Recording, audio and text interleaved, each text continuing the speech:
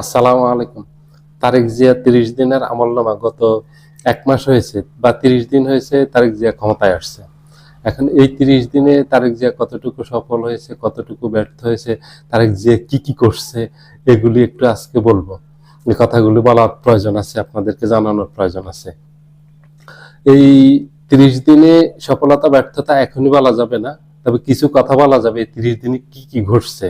এই ৩০ দিনে তারেক জিয়া যে কাজগুলিতে সফল হয়েছে সেগুলি হলো, ১ নম্বরে হলো খুব দ্রুততার সাথে আন্তর্জাতিক অপরাধ ট্রাইব্যুনালের চিফ প্রসিকিউটর, যিনি সাহসের সাথে এই ২৪শে আগস্টের বিপ্লবের এই মামলাগুলি, শহীদদের ১৪০০ শহীদের এই মামলাগুলো সুন্দরভাবে সততার সাথে যোগ্যতার সাথে এগুলি হ্যান্ডেলিং করতেছিলেন, তাজুল ইসলামকে চিফ প্রসিকিউটর পদ থেকে একেবারে আসার ২ দিনের মাথায় তাকে সেখান থেকে সরিয়ে দেওয়া হলো।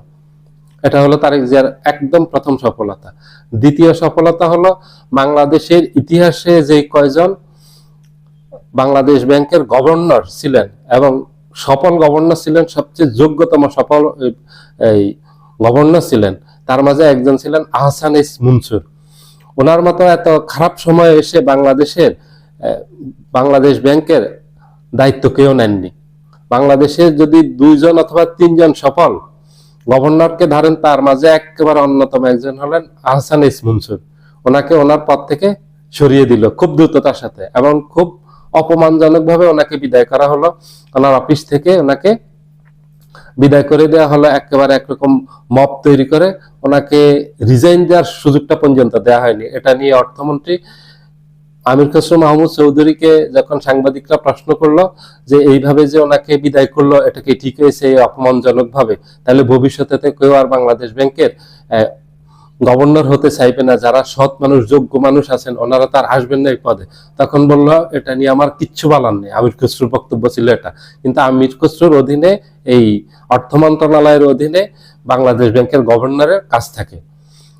বাংলাদেশের ইতিহাসের সফলতম গভর্নরকে একেবারে লজ্জাজনকভাবে বিদায় দিল, যিনি ২৪শে আগস্টের পর ভেঙে পড়া অর্থনীতিকে ধীরে ধীরে ধীরে ধীরে একদম একটা স্থিতিশীল জায়গায় নিয়ে আসছেন। এইভাবে কেউ আর এমন ভঙ্গুর অবস্থায় বাংলাদেশের ব্যাংকের গভর্নর হননি, ওনাকে বিদায় করে দিল। এটা দ্বিতীয় সফলতা। তৃতীয় সফলতা হলো, ঢাকা বিশ্ববিদ্যালয়ের ভিসি খুবই সৎ মানুষ, খুবই যোগ্য মানুষ এবং খুবই ধার্মিক মানুষ। ওনার গালে দাঁড়িয়ে আছে, এই জন্য জামাতের ট্যাগ দিয়ে ওনাকে সেখান থেকে সরিয়ে দেওয়ার চেষ্টা করা হলো। উনি এটা বুঝতে পেরে উনি নিজে পদত্যাগ করছেন। এখন ওনার জায়গায় যাকে নিয়োগ দেওয়া হয়েছে, উনি বিএনপির একজন দালাল, একজন লেসপেন্সার এবং খুব নিম্নমানের একজন মানুষ। ওনাকে ঢাকা বিশ্ববিদ্যালয়ের ভিসি করা হলো। অতীতে ঢাকা বিশ্ববিদ্যালয়ের এত অযোগ্য ভিসি কাউকে নিয়োগ দেওয়া হয় না। ওনার যদি আপনারা সিভিটা দেখেন তাহলে বুঝতে পারবেন, ওনার সম্পর্কে জানতে পারলে আপনারা জানার সুযোগ আছে, জানবেন, জেনে দেখবেন যে আমার কথাগুলো কতটুকু সত্যি। এত অযোগ্য ভিসি আর কাউকে নিয়োগ দেওয়া নাই। এই ভিসি দলীয় ভিসি নিয়োগ দেওয়া হলো। শুধু এখানে না, চট্টগ্রাম বিশ্ববিদ্যালয়, রাজশাহী বিশ্ববিদ্যালয়,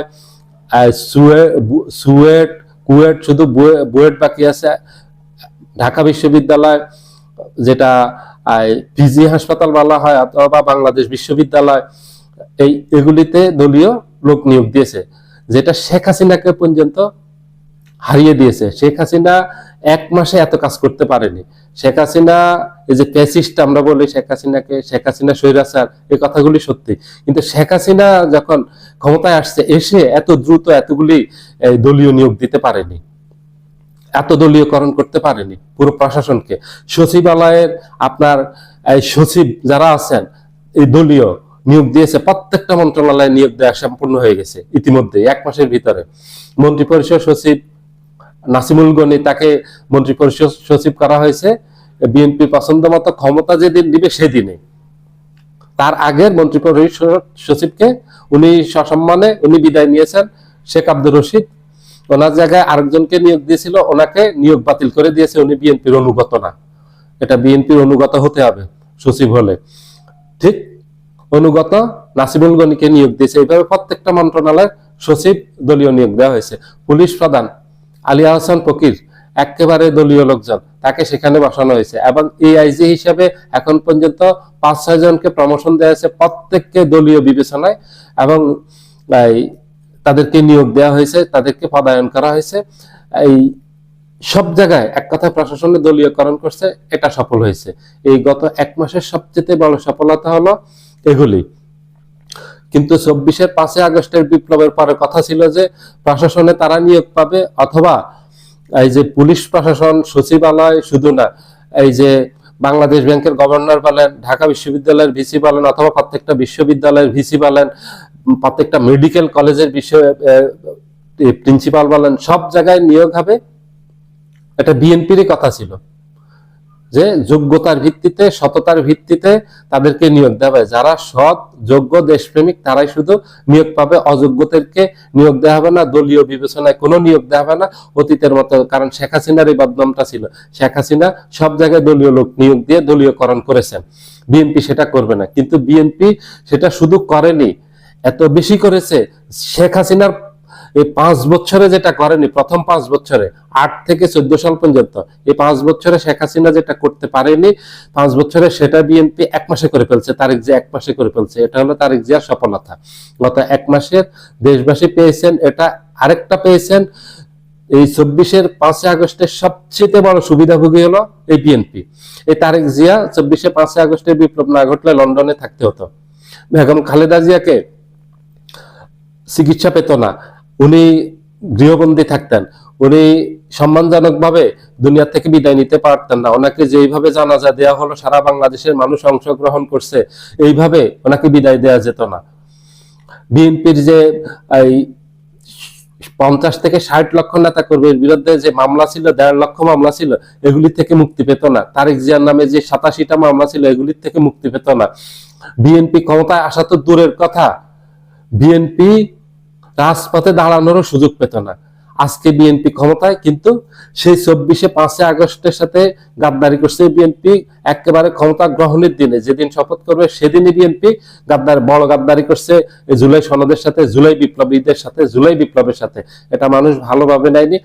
সেদিন কথা ছিল 2টা শপথ নেবে, একটা হলো সংসদ সদস্য হিসেবে শপথ নেবে, আরেকটা হলো সংবিধান সংস্কার পরিষদের সদস্য হিসেবে শপথ নেবে।